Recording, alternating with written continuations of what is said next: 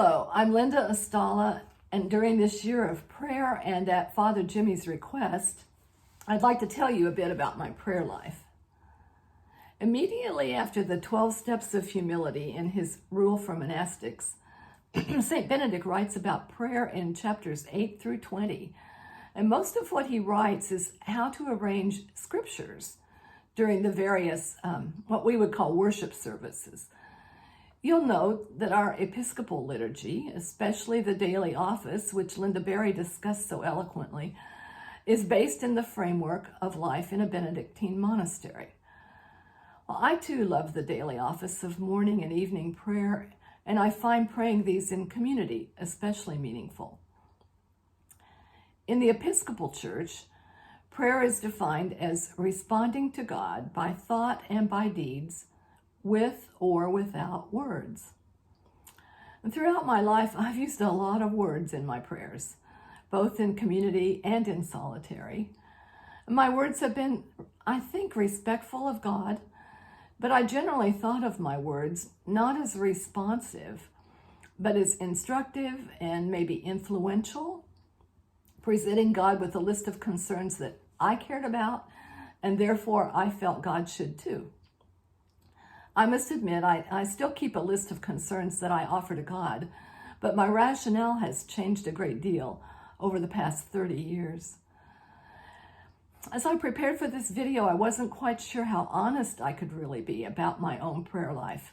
But earlier in the month, I was doing one of those anagram puzzles in a book I got for Christmas, and realized with a start that the word listen and the word silent have the very same letters.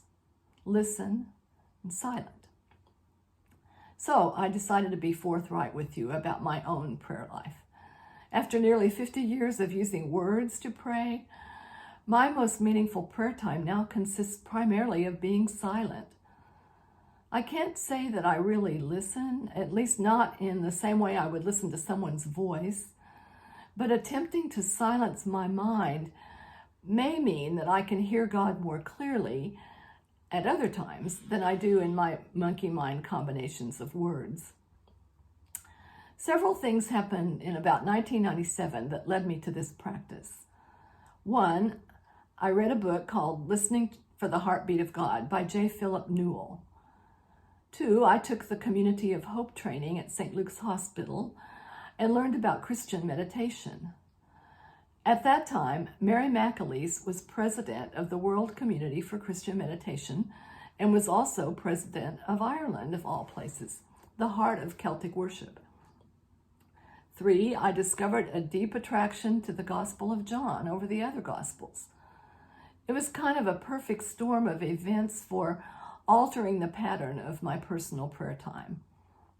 And fourth, almost as a validation, I recently ran across some information about Einstein's vibration theory and swarm theory. Now, I bet that got your attention. I truly believe, as one of my favorite songs says, that there really is a longing in our hearts, O Lord, for you to reveal yourself to us. And I have a sense that prayer is one of the ways that God can do that, when God has our attention. The book by Philip Newell, who's a poet and a minister in the Church of Scotland, describes Celtic spirituality and the way the Celts thought of themselves as a part of God's creation, a creation which was good and a creation in which God was constantly being revealed to them.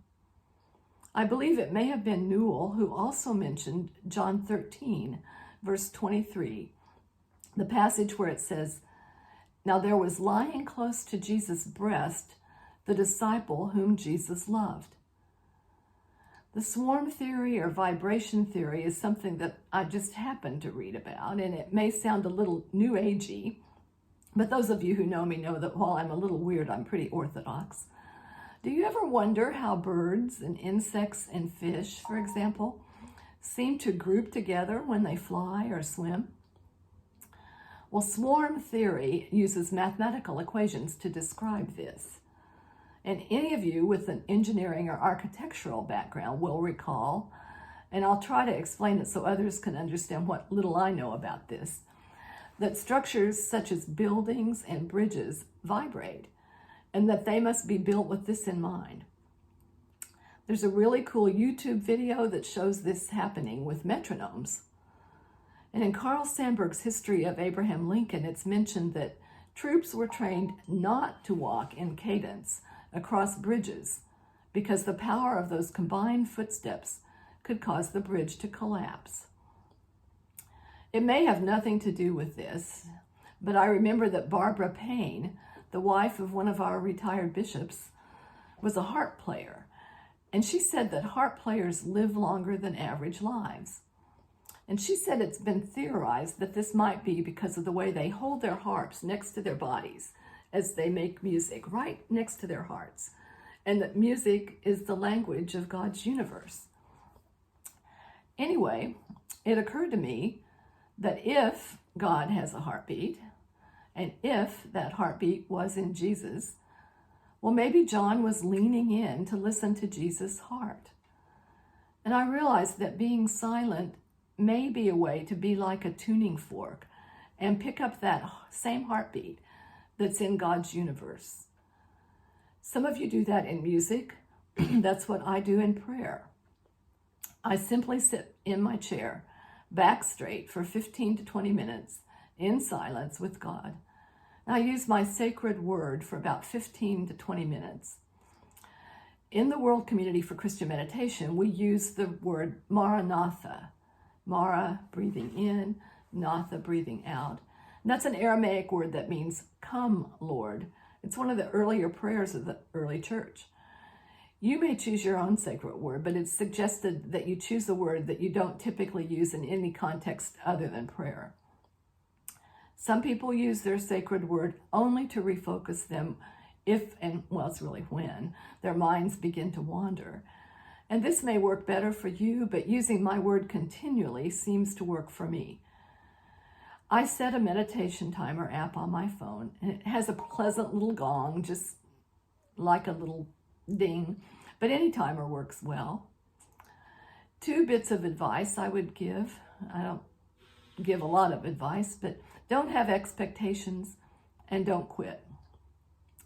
One outcome that seems to be common in many who pray silently is that I find my own ability to listen to God in others' voices is directly related to my time of being silent with God. Now and then I wonder what language Jesus used when he prayed, or if he even used words when he went away to a quiet place to pray. I don't know. I don't even pretend to know. I do still use words to praise God and to bring people to the throne of God, but I don't really do that because God needs to hear them. I do it because saying the words often prompts me to take action, and maybe, just maybe, there's some power in those words that may make a difference. I just pray in faith that the creator of the universe hears my little thoughts or my voice and the voices of others, and maybe we will get in sync somehow with God to think and act or swarm or vibrate as God does. And I do this in silence. And remember how I mentioned that silent and listen are anagrams?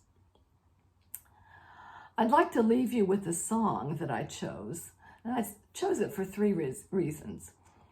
It's about prayer. I love her voice and the joy she sings from her heart. And it speaks of the longings of my own heart for God.